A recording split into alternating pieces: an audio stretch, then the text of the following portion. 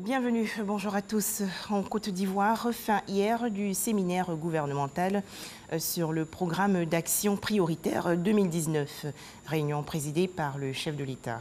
Alassane Ouattara a donné des orientations et instructions fermes pour la mise en œuvre des décisions. Il s'agit, entre autres, de promouvoir la moralisation de la vie publique, la recherche de l'excellence dans le travail et la lutte contre la corruption. Le commerce extérieur ivoirien se porte bien. En effet, les échanges commerciaux avec le reste du monde ont connu une hausse de 12% en 2017. Selon le ministère du Commerce, de l'Industrie et de la Promotion des petites et moyennes entreprises, cette performance est due en partie aux réformes entreprises depuis quelques années. Toujours en Côte d'Ivoire, 32 diplômés d'expertise comptable de la période 2017-2018 ont été présentés récemment. C'était à l'occasion de la première matinale 2019 de l'Ordre des experts comptables ivoiriens. Cérémonie parrainée par le ministre de l'Économie et des Finances, Adama Koné. C'est un reportage de Cheikh Koné. Ils sont 32 impétrants. Ils ont obtenu avec brio leur diplôme d'expertise comptable des années 2017 et 2018 sous le régime pédagogique français et UEMOA.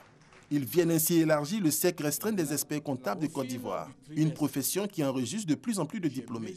En une année, nous avons enregistré 22 confrères.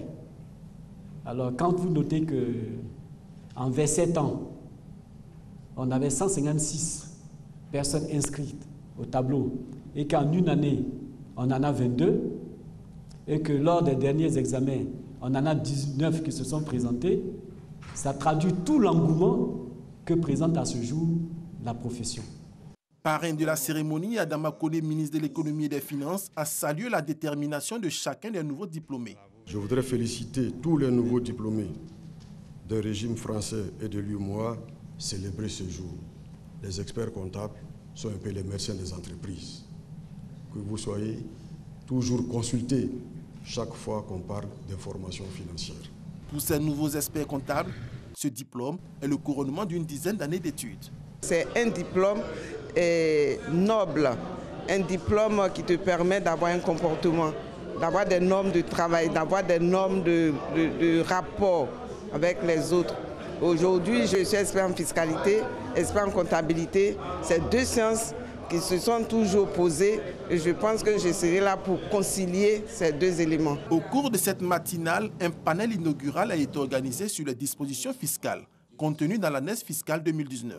Les acteurs du secteur privé ainsi que les experts comptables ont porté un regard croisé sur les bons et mauvais points de cette année à la loi des finances.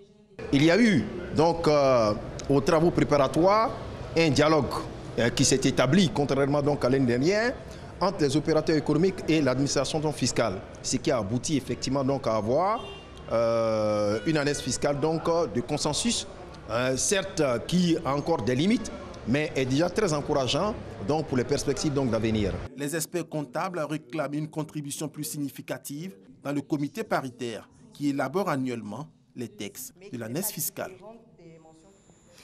Hors de chez nous, le président de la République démocratique du Congo entame aujourd'hui sa première tournée à l'étranger. Félix Tshisekedi se rend à Luanda où il doit être reçu par son homologue angolais Joao Lourenço.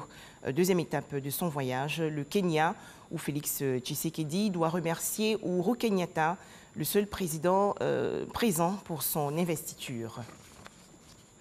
Un drame en Guinée-Conakry. Un éboulement s'est produit dans la région de Sigiri, dans le nord-est du pays.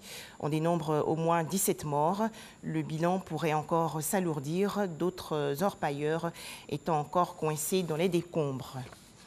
Enfin, l'Australie fait face à de graves inondations. Le nord-est du pays est en proie à des crues exceptionnelles qui n'arrivent que tous les 100 ans. Conséquence, des crocodiles ont été repérés, notamment à Townsville. Voilà, 13h, le journal.